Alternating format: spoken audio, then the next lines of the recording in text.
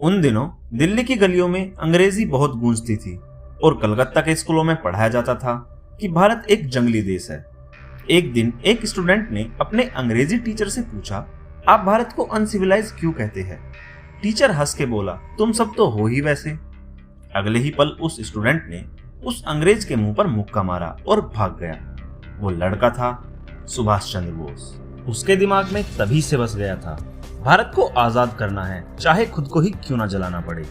उन्होंने Indian civil services के exam में टॉप किया, लेकिन नौकरी छोड़ दी क्योंकि वो किसी अंग्रेज के नीचे काम नहीं कर सकते थे।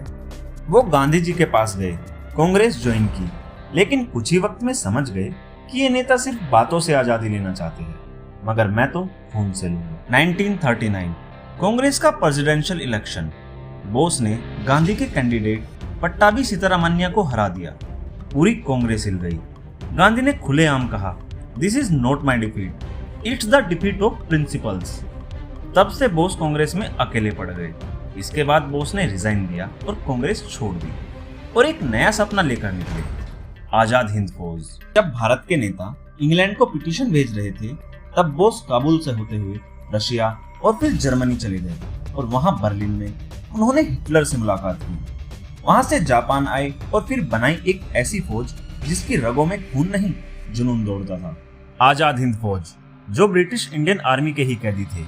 उन्होंने अपनी पुरानी यूनिफॉर्म जलाई और नई कसम खाई, दिल्ली चलो। आजाद हिंद फौज ने अंडमान निकोबार आइसलैंड जीत लिया। बोस ने झंडा गाड़ा और कहा, ये भारत की मिट्टी है और आजाद हो चुकी है। लेकिन दिल्ली में गांधी और नेहरू ने चुप्पी साध ली। कांग्रेस ने कभी आजाद हिंद फौज को सपोर्ट नहीं किया।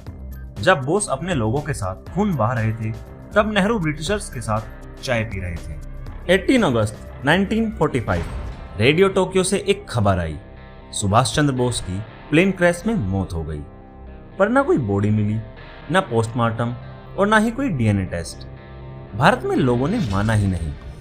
किसी ने नेहरू से पूछा, आपको क्या लगता है नेताजी जिंदा है? उन्होंने मुस्कुरा के सिर्फ इतना कहा, मुझे लगता है उनका काम पूरा हो गया था। 1951 यूएसएसआर की एक सीक्रेट फाइल लीक होती है। उसमें एक लेटर मिलता है जो जवाहरलाल नेहरू ने स्टालिन को लिखा था।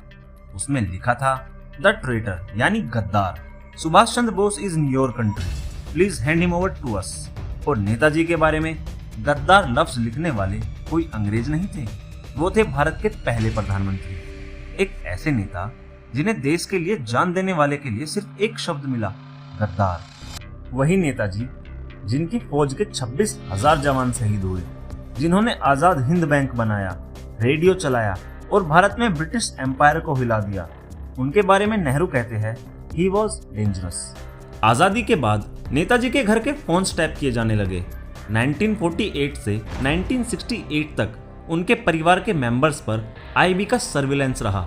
हर लेटर, हर कॉल, हर सफर ट्रैक किया गया। क्या ये सब इसलिए किया गया क्योंकि नेहरू जी डर गए थे? क्या अगर बोस वापस आते तो कुर्सी चली जाती? आजाद हिंद फौज के जवानों को कभी इंडियन आर्मी में शामिल नहीं किया गया।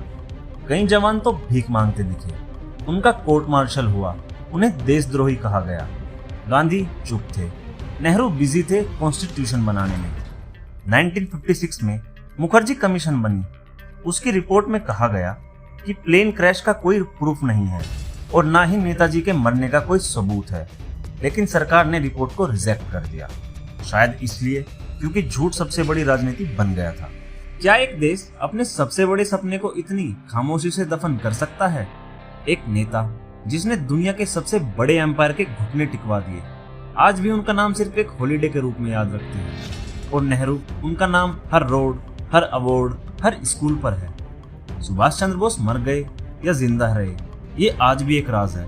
लेकिन एक बात तय है, उन्हें उनका देश कभी सम्मान नहीं दे पाया। तो ये थी सुभाष चंद्र बोस के जीवन की एक बहुत छोटी सी कहानी। वीडियो पसंद आई तो लाइक और चैनल को सब्सक्राइब करना ना भूलें।